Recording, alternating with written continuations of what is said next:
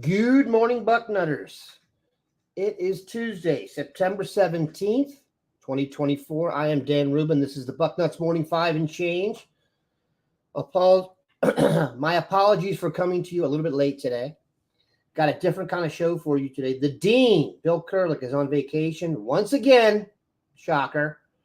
Sunning himself in some tropical locale. So it will be the Grand Poobah, Mark Porter, fielding all of your questions. We had a thread on the front row last night. Got a lot of great questions coming from our premium users, and then we'll throw in whatever else we can drum up from y'all. First, I've got to talk to you about Mando. This stuff is incredible. Mount Fuji. Very good smelling whole body deodorant. Safe to use anywhere on your body, pits, packages, the whole deal. Mando has a starter pack that is perfect for new customers. It comes with a solid stick deodorant, cream tube deodorant, 2 free products of your choice like mini wash and deodorant wipes, and free shipping. It was created by a doctor. They've seen firsthand normal BO, misdiagnosed and mistreated. Mando is also American made, aluminum free, baking soda free, dye free, vegan, clinically proven to control odor better than a shower with soap alone. 12 hours after a shower, the average man's grundle odor level was a 5 out of 10. With Mando, the average grundle odor level is a 0 out of 10. Get the grundle out of your life. Use code Bucknuts at shopmando.com. shopmando.com. That ends up to 40% off your starter pack. Get it done soon. All righty. Let's talk to the guy right here, Marcus Porter. Bring him up. Marcus, how are you this fine day? Good morning. Did you sleep last night knowing you had to fill in? Did you sleep last night knowing you had to fill in for the Dean and carry the entire load today? Well, Dean carries the load often, so it's only repayment to him that I could do it for him. If there's any man that deserves free time, it's Bill Kurlick. Much like a doctor who's delivering babies, he could get the call at any time and have to put down a commitment story. So when he takes off, and he did it nicely on a bye week, so we can. He did. The Dean did not used to take vacations. I believe this is a function of having grandchildren. So the 25 years he went without taking a break, certainly deserving. And we got some good questions up here. We will get to those at some point. But first, let's go to the premium users all over the map here. They're going to try and touch all of your strengths. First, from Tampa OSU, who is one of our best, most ardent podcast supporters, and we are very much Tampa OSU fans. Mark, any surprises after the first few weeks with Ohio offensive line prospects? Has anyone flashed and now deserves an Ohio State offer? You are not required to say yes here. Go ahead. No, we can't say yes here. The names we'd be looking at would be Tucker Caddis from St. Xavier. He's one of the top-rated guys in 2025. Nolan Davenport from Massillon. I don't think those guys are quite there yet. I would put Caddis ahead of Nolan Davenport because he's a little more powerful, a little more polished at offensive line. We got the offensive lineman out of Westerville, Jake Cook. So that's one of the top-rated linemen in this class. It's not a great class for linemen. So when he asked that question, I went ahead a year and said, let's look at 2026 and see if any of those guys surprised me. If you know, I was at an Ohio State game, and Jameer Perez was there from Glenville. He's a defensive lineman, but he may be being looked at as an offensive lineman. Andrew Baggett from Chardon is one of my top-ranked offensive linemen. He played tight end last year, but was like a 260-pound tight end. And if you know the Chardon offense and the way they run off tackle, that makes sense for them, but he's a future offensive lineman. And the last offense up, Peter Iglesias from Bishop Watterson. I have yet to see him, but I got a good report. I got a note on him and watched a couple of his games. He looks really good coming out of the gates. So those would be the guys right out of the gates that we would talk about. I'm trying to look here. Eli Sanchez from Perkins High School is another one I'm checking on. But with 23, I think, or 26 commitments already, if they do sneak in a couple more, I think it may be an offensive lineman, just not from Ohio. Very possible. For those of you following along with the dean, they are still recruiting and looking at offensive linemen for the class of 2025. We know Justin Fry was in Atlanta, for example, last week during the bye week. All right, Mark, from Stony Rock. What is your evaluation of the Ohio State tight ends after 2 weeks? I'm just going to ask the whole question here. You take it as you were. They appear to be better than we thought at catching the ball. What do you think of using the 3 and 4 tight end sets that Chip is using? More important, what are the split receivers thinking of the tight end sets? Yeah, a lot of that's about Kazmarek and Scott, and it's really not enough to judge them. I wouldn't use Western Michigan or Akron as the bar to judge what we're doing. But the question about the 3 and 4 tight end sets, I love. Being a former tight end, anything tight end related, I have to kind of put my 2 cents in. When you start busting out those 3 tight end sets, or the 3 tight ends in a set there, if you remember, Tom Coughlin did that with Boston College a long time ago. He took that to the NFL. That presents headaches for defense. I'm coaching little kids, and we coach against basic formations. You throw a wing or a slot out there, there goes a whole day of practice talking about how gap responsibilities change. You throw 2 tight ends in there, and you're making them shift to a fundamentally different defense that is not a base scheme. It's not a base nickel scheme. They're giving you extra gaps. And, maybe there's a fullback in the game or not, but I think the preparation time to prepare for those, even if you're only doing it once or twice like Chip does, he knows what he's doing to other coaches down the road who are going to see that tape and sit in a meeting room for a half hour and explain how gap responsibilities change when these extra tight ends show up. Not to mention what he's doing with them with different route combinations, blocking schemes. You can get mismatches with some of our faster tight ends on linebackers when you get in these formations, because they're not going to want to roll secondary guys down in the run game. They're going to put linebackers on them. So you can see I really like what's going on there. And when I look at it on tape, I just think of the defensive coordinator going, and it seems like an unthreatening formation. Oh, just a bunch of tight ends out there. No one's running by anybody there. It's not what they're trying to do. They're going to sit down in zones. They're going to run little pick and rub routes, and those guys will pop open in the flats or right over the middle, and it's just an aggravating set to deal with on defense. Agreed. Very impressive. Formation. If it's college to pro or pro to college, trickle down, whichever it is. If you watch the NFL this weekend, in the it's motion. Not about play. It's not about plays. It's about formations and motions. There are teams that are running 3 or 4 plays just out of different formations with different guys, different setups, just to make sure you get matchups, just to make sure, like some teams ran an offense to make sure you keep your base defense on the field because they were afraid of one of your nickel linebackers who wasn't in that package. So it's complicated. You said it there very well. I like the way you kind of expanded on what I had to say. That's why the Cowboys lost. Anyway, Woody Hayes, first-time caller, great caller.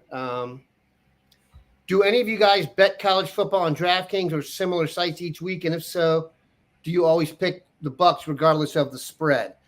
I am not a bettor, sports gambling-wise.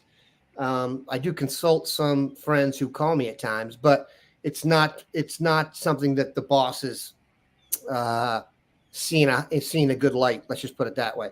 Don't forget, we're owned by Paramount. So you should see our social media policy that I just got. That's why I don't have Twitter or Facebook. By the way, great line by Colin Cowherd once about Twitter. Can get me fired and pays me nothing. I'm out. All right. I think it's called X now anyway. I dabble in the fantasy football. I think that's a little safer. I think fantasy's a little different, but go ahead. Yeah, but listening to your strategy or reading it, that's big cojones strategy there to keep doubling or keep riding the wave there. Oh yeah. If you wanted to make a lot of money, just sit across from me at a casino and go opposite of me, and you will walk away a very rich man. It's proven. I've told my friends, just come. Whatever, I'll throw $5 on something so you can throw 50 on it and you'll win, because whatever jinx I have, it is not happening when it comes to gambling. I know people love Seinfeld references, so it's like if every inkling you have is wrong, then the opposite would have to be right. So it's like, my name is George. I have no job, and I live with my parents. That's Mark's new betting strategy. Okay, Woody Hayes. We're going to have to break this one up again here. Woody bets a lot more than we do. He's talking about his theory on how to lose and bet. I will say this. Back in the day in college, I used to be able to pick out 2 NFL games in the 1 o'clock window every week to pay off our electric bills because there were 2 pieces of low-hanging fruit, allegedly. We'll go off from there. Tony B would be interested to know about any difference in blocking schemes that we've noticed. Also, any new formations and what you think of the RPO. Love your segments. Thanks. I think really what he's asking here is, have you seen anything from Chip so far that's really impressed you? I doubt we've seen the good stuff, but we have seen some good stuff. You said it in the last question. Really basic concepts hidden with different formations, different motions. A lot of teams line up in 4 wides. They're going to motion to it, shift to it, change personnel where 2 of the wides might be 2 tight ends or a tight end and a fullback.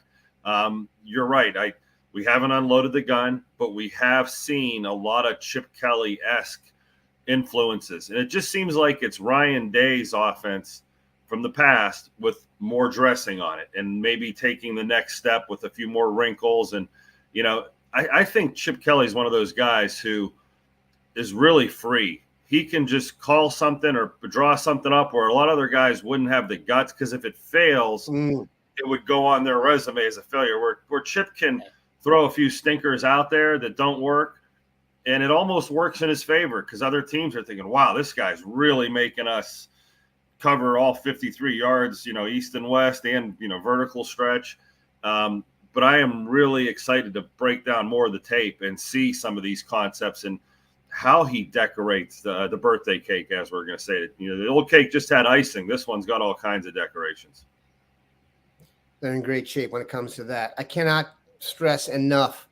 I've seen a couple more interviews with Ryan Day, and I can't stress enough how lucky they are to have the situation they do with Chip, and that if Chip was the assistant coach literally of any other football team on earth, there would be discussion of, whoa, Chip's really in charge. And yet the relationship those two have allows Ohio State a benefit here they just wouldn't get in other spots. Other programs can't do that. So very lucky. And by the way, notice Bill O'Brien is doing very well at Boston College. That would have gone just fine. That would have been great too. I said, I guess the way that contrasted, or the point I was making is, when Brian Hartline was the co-offensive coordinator last year, he probably didn't draw up something on a napkin, throw it up on the board and say, hey, we're doing this week, because he didn't have that type of leash to be that creative and that, hey, I want to try something out of the box here, where Chip can literally draw something up in the middle of practice or, pull something from the 1975 playbook he was using, and no one blinks an eye or questions it. And that's like going to what you said, that relationship. There's a trust there that, hey, we're really going to push the envelope. And I think that when you say Chip Kelly, that's what you're buying. And that's what you've got, in the past from, Eagles, Oregon, wherever. You're talking about a guy that's going to have at least a chapter in the textbook when they talk about this time, play calling wise. So very big luxury. Scott, all that stuff. Scott, who loves to talk about the Cowboys in here. Why don't you put on here who your squad is? You don't usually do that too often. I really hope you're an Eagles fan. God, that was fun to watch down the stretch, wasn't it, Saquon? Nice hands, but I digress. Speaking of which, that was on purpose. SEM 20696. Will you donate to charity each time I digress is said? Hell no. I have children to support. I'm not doing that. I'd be broke. Brighton Buck. Thanks in part to recent recruiting struggles, the departures next year of Jack Sawyer and JT Tuimoloau will leave the defensive room less talented and thinner than the previous 3 years. Will the shift in quality depth and high-end NFL caliber talent from defensive end to linebacker force a schematic change next year from the 4-2 to a 3 linebacker set featuring the jack position, long envisioned by Knowles and resisted by Larry Johnson? Hold on a second. I would be loath to say that they've had recruiting struggles recently, given their recruiting rankings. They've recruited just fine. If you want to talk about offensive line recruiting, you maybe have an argument there. But in terms of personnel, I think they're in good shape. Plus, don't forget, you got two guys in Kenyatta Jackson and Caden Curry, who in other programs would have transferred out. They're coming up for their junior year. They probably thought they were going to be the starters. They are not. So they are in line to wait it out and get paid off for their weight. You got Edric Houston in the mix. There's guys coming as well. Your thoughts on the schematic question? I'm not sure I agree with the premise, but take it and run with it if you possibly can. Yeah, that's a pretty forward-looking question, projecting in the next year. I just don't think we're familiar with the names that will slide into those spots, so it seems a little scary. It seems like we might not have the correct personnel. I think it's a compliment to our personnel that he thinks we could shift to the other look and use linebackers as defensive ends. And, that's what Ohio State is, and that's what, you should have. You should have that type of position diversity and that type of talent. I think we're overloaded with that body style of Styles, Hicks, Arvell Reese, that 6'4" long. Doesn't really look like a middle linebacker, but we're using them as middle linebackers. They kind of look more like edge players, so I think that's tempting to maybe put those body types out on the edge and pass rush them and let them drop and, get a little more multiple, I think, is, that the defense he's pointing to. But, boy, I'd like to sit in that meeting room after the year with the discussions on who's staying, who's going, and then start scheming up for next year. But that's really – we're trying to solve a problem that we're sitting here next year at this time looking at. But I think at the end of the day, it's a compliment to our personnel. And like you said, we have bodies that should plug right in. And let's not forget like some of the other guys on the defensive line too. They've got if you go look at the depth chart right now, they've got 12 defensive linemen in the mix. That's very rare. 3 sets of 4 across the top is almost unheard of. Also keep in mind that we are in the transfer portal era, so upheaval on the roster could be extreme anywhere, good and bad. They can import defensive ends if they have to. So we are a little bit ahead of ourselves, although I will say what Mark said, to echo Mark's sentiment, if you ask an NFL personnel guy, they will take as many 6'3", 235-pound guys as they can get. That is the guy that can play special teams, can contribute all over the field. So having those guys is a luxury. I have a feeling and we've talked about this and we've heard about him and stuff. Arvell Reese is going to be a name that you want to get tattooed somewhere on your forearm because he's going to be around for a while here and very well known. All right. Fox R 2001 asks, all right, let's just do it this way. I'll just read it out. We are at 26 commitments for the class of 2025. Let's assume we have room for 2 to 3 more scholarships. Given our biggest needs, offensive line, followed by maybe running back and defensive line, could you give us an Ohioan for each position group that you would like to see us extend a scholarship offer to fill out the class? Thanks, Mark. Now, if there is nobody that you feel is offer worthy, now this kind of doubles back into what we're doing with Buckeye and the Sky each week with Mark. We go see a ton of Ohio players, but we're kind of for purposes of this show and the site, we're really focusing on guys we think have a chance to ultimately earn an Ohio State offer. That's not a huge list. If you go back and look at the state of Ohio each year, I mean, I could get the number out, but considering Ohio tends to get the guys that they offer, their hit rate in the state is very high for offers. So they don't offer that many guys in the state. I'd have to go back and look, Mark. What is it? 15 is usually a high number for the state because they're getting 10 of the 15. So the idea that we could just come up with a guy in every spot in every position group that can get an offer, there just aren't. There are 47 states don't have guys good enough to do that right now. I mean, we could go to Georgia, Florida, Texas. With the expanded scholarship numbers, and this class being one of the bigger ones I can remember, usually we're around 20. We're already at 26, I believe. But as I looked at my top-rated prospects, this is almost like beating the dead horse list. When I say some of these names, you're going to be like, oh, I remember when we wanted him, or I remember when we offered him, and things have changed since then. Justin Hill, I mean, boy, Cedric Works, the defensive end from Northmont. Cedric's going to Kentucky, or at least committed there right now. I love Kamari Smith at tight end. He was a long, fast receiving type. We went with Brody Lennon, and we got our guy out of state, the big-time tight end in this class. I thought Trey Vernon was one of the best linebackers in Ohio, best football players in Ohio, but he's really short and out of position. He's a 6'1" guy playing defensive end. Gordy Solstad, we gave him a look at St. Xavier. They worked him out at tight end. They really kind of, shook that tree a couple times to see if he was an option. And I thought, could have been a guy. Paul Nelson, the linebacker at Princeton, he ended up going to Indiana, and he's just a 6-foot linebacker. It wasn't as big as some of the other guys, but early on we were talking about him. We lost Luca Gilbert to Miami of Florida, the tight end from Lakota West. He was absolutely enormous. You never know what he's going to turn into. He has some upside. Trey McNutt's gone. Quentin Simmons from Withrow. We watched him at camp 2 years, just a little bit raw, had the speed, was transitioning receiver, a first-year receiver. Bud Pagan Miller, probably got his spot. He was probably come down to those type of guys. I mentioned Tucker Caddis, the offensive lineman, earlier. Marquise Davis from Cleveland Heights. We had our arms around him for a long time.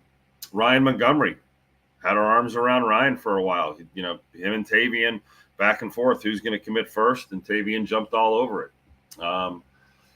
Jaquan Stubbs and the other defensive lineman, Caesar from Cleveland Heights. Bill was at their game week 1 last year checking them out. So a lot of these names, it's kind of like we're talking about the ship has sailed group. As I, mentioned Dante McClellan, the linebacker from Kent McKinley.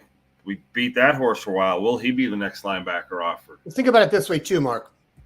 If they need to fill a gap at the end of this year, it actually makes more sense to me to go into the transfer portal than go down and get a guy at this point. All the guys you mentioned are good players, but there's, I think, I don't want to offend anybody, but not a lot of top of the board guys that you mentioned right there. Meaning guys who would come in and probably have to, if not redshirt, they wouldn't be top of the depth chart guys. I think we'd all prefer them to go out in the portal if this is possible and get a guy who's kind of plug and play. Let's keep this in mind. Yes, they've gotten some really high profile transfers, but they've also nailed some lesser high profile. Like Davis and Igbenosin was not super heralded. And I saw Heather Dinich of ESPN write that he might be the best cornerback in the country.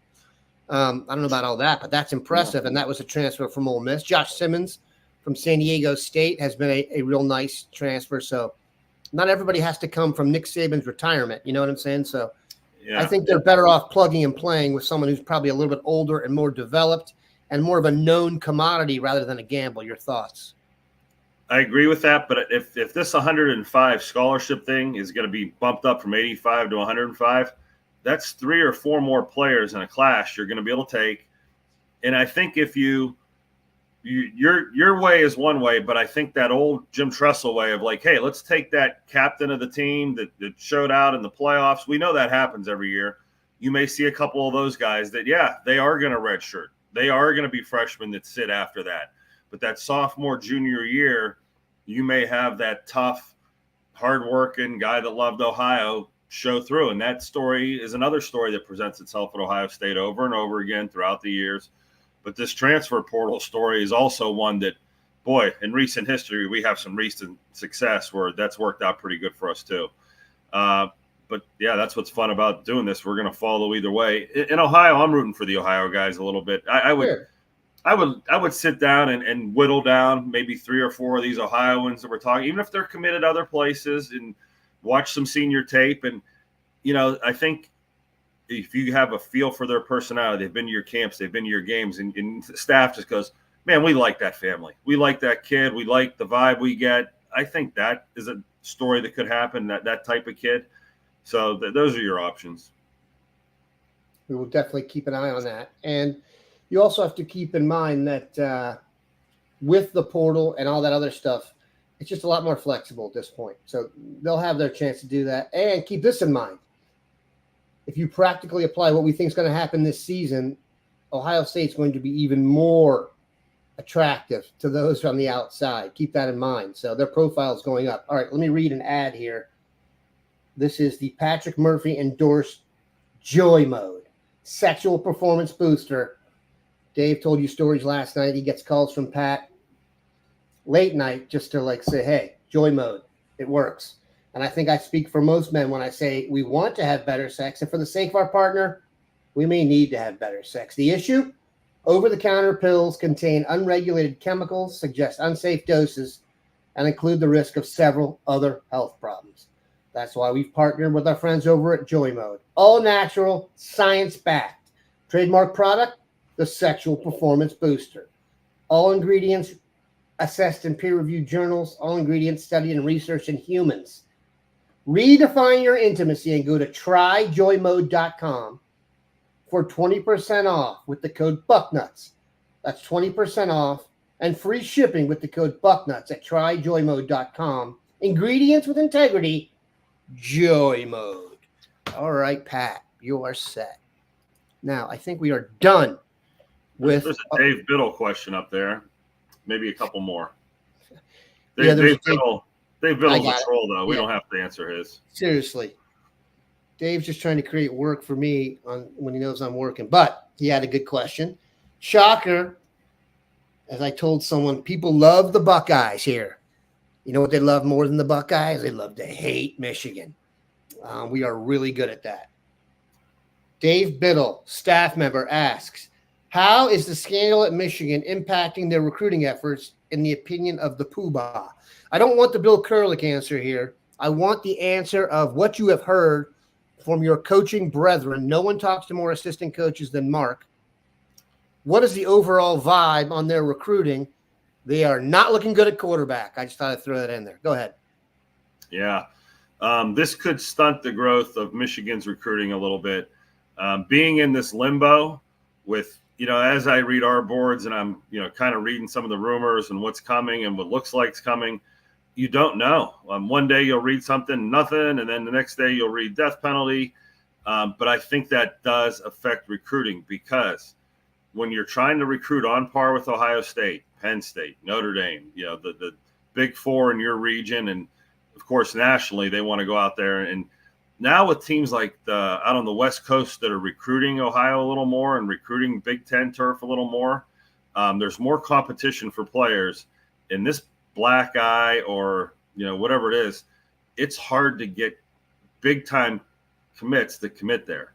The NIL money, of course, they could make it equal, but at the end of the day, these kids want to play in front of a national audience and play in the playoffs, and that seems to be one of the things that's at stake. A playoff ban or some type of postseason ban, and I think that does affect the way a recruit thinks. But if I allow myself to be Switzerland, and as a recruiting guy, I'm trying to be neutral with all my clients. I try not to root for Bowling Green any more than Toledo or even on Big Ten, but Michigan is still built like Ohio State. You walk through those facilities, and the last 3 years, it's been a little painful to see all the championship banners and all the recent history. And they have done an unbelievable job of taking their recent history over Ohio State in the national championship and what should be the easiest recruiting year they've ever had. If Harbaugh was still there and there were no penalties, I think when you compare it to that, it's not even close. I mean, right now, if Harbaugh is there and there are no penalties,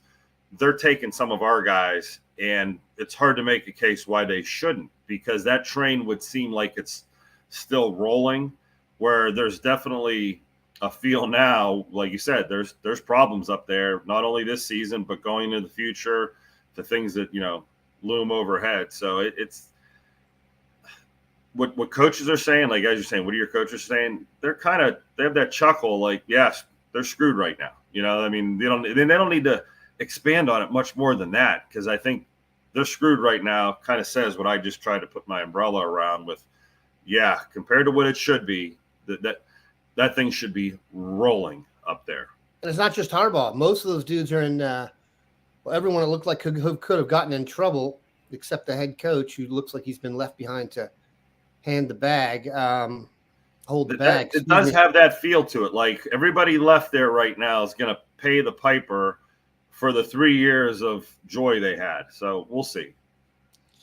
It is also interesting that if you look back on it now, if Ohio State takes care of business this year, you'll be talking about Ohio State will be 12-4 in their last 16 games against Michigan, 3 games in the Stallions era and 1 game under Luke Fickell. So if you're looking for pattern recognition, there's some things that jump out there. But I'm not going to say it. All right. After 2 games, this is from 32 Buckeye Forever. General question. And keep this one tight, otherwise we go on forever. After 2 games from the Buckeyes, what do you see that you like the most? And what are your biggest concerns moving forward? Thanks in advance. Chip Kelly, that offense. I like the experience on defense. It is too soon to like or not like anything. I said it, I probably said it 6 times already. Akron and Western Michigan are not the bar. They aren't. They're the scrimmages. They're the warm-ups. They're the let's get everything in sync. Let's get the young guys going and let's build our team for momentum because the big boys are coming. Agreed. Oh, this is a good one. Just how good can Tavien St. Clair? Let's say that again. I'm happy to say that again. I'll be saying this a lot. Just how good do you think future Ohio State quarterback Tavien St. Clair from Bell Fountain can be? What's a fair comparison? CJ Stroud's throwing ability, in size. We're talking about legit 6'4" here and well over 200 pounds, and looks like he's still got room to go. Bigger than CJ at this point. Yes. CJ's kind of a late bloomer physically. Yeah, so he's going to have that. I don't want to say Dante Culpepper, Cam Newton type body eventually, but he's got some broad shoulders and some big legs and some big hips. I mean, those guys are 240-pound, 250-pound men, sometimes bigger. So I think you're working with that type of body, that type of skill set. Now you throw in the running ability of someone better than CJ Stroud, obviously. CJ's more known for his pocket ability. No, this isn't Justin Fields running ability. Maybe JT Barrett running ability, something like that. And JT's much smaller, but he's going to be able to get out and move and get in the open field and not just extend plays, run by linebackers. And boy, if you're a defensive back, you're probably going low on this kid. So I think you're getting a dual threat guy. We haven't had. I think Will Howard's running ability would be a fair comparison. I was just going to say he's a more talented Will Howard. There you go. As I kind of went right there, yeah. I hadn't thought of that until you started talking about it. And I'm like, yeah, wait a minute. Wait a minute. That might be the guy that just plus Will Howard out a little bit. Maybe, maybe having Will Howard as a freshman and redshirting or something and giving him a few more years in the system. Habits-wise and stuff. So, I mean, Will's fine right now, but I think that stuff would help out. But I think that's what you're looking at Tavien. It's a pretty high bar, and I hate being the guy just setting this bar out there to these. I know, but look, if you go to I know, and we've done that, but first, 2 things. One, Bill and Mark were on Tavien before anybody, so this is not hyperbole, and they're not following anybody. And 2, he went to the Elite 11 and was around all the other players in his class. He does not look like them. He's bigger. He was the one that made the impression on everybody. You get the Ben Roethlisberger type. He moves better than Ben Roethlisberger did. Yes. Ben Roethlisberger was really strong and could move to reset, but he wasn't as fluid. Tavien's Will Howard's the type of movement you'll see maybe better. Twitchier Will Howard with a better arm. Yeah, and a little more size and more time in the system. Really, he could be a first-day pick or a first-round pick in the NFL. I mean, time out. I'm not trying to put pressure on the guy. I'm not trying to put pressure on Devin Sanchez, as people were saying he's going to win the Thorpe twice. Is that any pressure? Let's just use Devin as the example. If you thrive in Houston and you're a prototype physically and you're ranked this high and stuff like that, you have the right to think that you're going to the NFL. Okay. I realize it's hubris for me and my family, and not even Mark's because his kid's a big stud freshman. But these kids, that's a realistic request for Tavien St. Clair right now. I realize it's crazy to say that about a 16-year-old, but if you go to the Lee 11, I mean, if you're the number one violinist in the country in your class and you go to some violin convention and you're the best violinist there, you're going to be a professional violinist. That's not hyperbole. So yeah, I don't think Tavien plays the violin, but he's so talented that he might. And if he picks it up as a hobby, he'd probably be very good at it. I guess when I'm making comments about players, I know we're live on the air and these podcasts are going to sit forever. And someone could go back 2 or 3 years and said, Mark Porter said Aaron Nolan was going to be a first-round draft pick. 2 or 3 years? Yeah. This will get cut up and put on the internet. I had to talk to Jeremiah Smith for 10 minutes to quell some BS that was said. It's called being aggregated. People will cut this up and put it out. Yeah, That's but right. I'm saying, so I don't want to say every quarterback that comes in is the next, because Aaron Nolan came in, and a year ago we were talking about him with a lot of hype, and that may not be coming to fruition. Okay, or he may be fine, and he may just get passed by a higher first-round pick, and he may be a second-round pick. That's the situation Ohio State thinks. So when we talk about all these guys, I kind of want to protect my future self, good and bad. Like every guy, Mark says every guy is a first-rounder, and then I don't want that label, and I don't want the label where I'm constantly Debbie Downer, where I'm constantly the one saying I don't want to compare all these kids to these lofty things. I want to try to be as honest and as right as I can. And Tavien's one that I will go out on the limb and say, yeah, this is one I'll go out on the limb till it bends and breaks. I believe in Tavien. So very sturdy limb. That's now on tape. It's a very sturdy limb. Yeah. And look, Ohio State is going after first-round draft picks.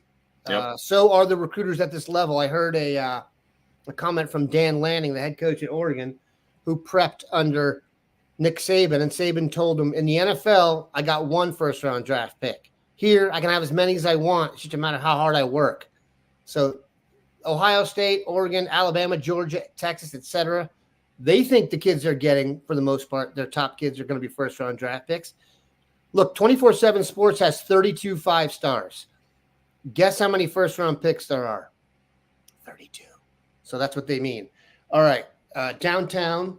Let's see what we got here. We'll ask this question, then maybe a couple from the fans. Dan keeps talking about how big our NFL draft class will be this year, which is great. But why wouldn't Ohio State try and pay some of the studs with eligibility to stick around another year like they did this past offseason? Very good question. There's no law that says they won't do that. However, I think we all know one of the main reasons that the crew came back, the Jack Sawyer, JT Tuamola, Denzel Burke, etc., was to beat Michigan and win the national championship. If they do that, mission accomplished. Time to head out. I don't know what their approach will be. I would start to approach this if I were going to try and figure out. I would take each one on a case-by-case basis. Just take the guy and say, look, where will he get drafted? What opportunity will he have if he comes back? And then what's the best move for him? And then you try and figure in, okay, would he do well with a stipend from Ohio State as an NIL guy? I think there's way too much up in the air right now for us to have a really good sense of that. I would assume guys who are going to be first-round draft picks in this rotation, I changed that. If you were going to be a first or second-round draft pick, if you were a top 50 player, I think you leave.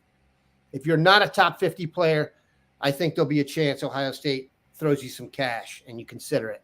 I do not think we're going to have the chance to return X number of seniors who expected to. I mean, we get a lot of stuff on the internet and the national coverage talking about Ohio State's transfer class and stuff like that, how much money they've spent. They took 7 transfers. They just took some really high-profile ones. Most of the money in this class is going to the guys they brought back. Michigan took more transfers than Ohio State. Mississippi took 22 transfers. How that dude gets out and runs his mouth, I don't know. But and it's legal. I'm not even saying they shouldn't do that. But the idea that Ohio State is doing something else and playing by different rules, they're just playing better at the rules. And when that happens, people playing by the same rules, what do they tend to do? Complain a lot. And Dan, it's a really complex math problem, and I'm just going to try to lay out what it is. Top 50 player, you're right, but what is that third rounder going to make, or that second rounder going to make? Can you tell him that, hey, next year, if you stay here, you're going to come back as a first rounder, and that slotting will pay you X for the next 4 years after that? So you total that money versus what the second round contract would have been. You do the difference plus what we can give you to stick around.